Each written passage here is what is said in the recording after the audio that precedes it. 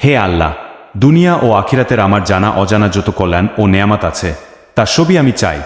দুনিয়া ও আখিরাতের আমার জানা অজানা সকল অকল্যাণ থেকে তোমার নিকট আশ্রয় চা। হে আল্লাহ, আমি তোমার নিকট ওই সব কল্যাণ চাচ্ছি যা তোমার বান্দা ও নবী সাল্লাল্লাহু আলাইহি ওয়াসাল্লাম চেয়েছিলেন, এবং তোমার নিকট ওই সব অমঙ্গল থেকে আশ্রয় চাচ্ছি যা থেকে তোমার বান্দা ও নবী সাল্লাল্লাহু আলাইহি ওয়াসাল্লাম আশ্রয় চেয়েছিলে।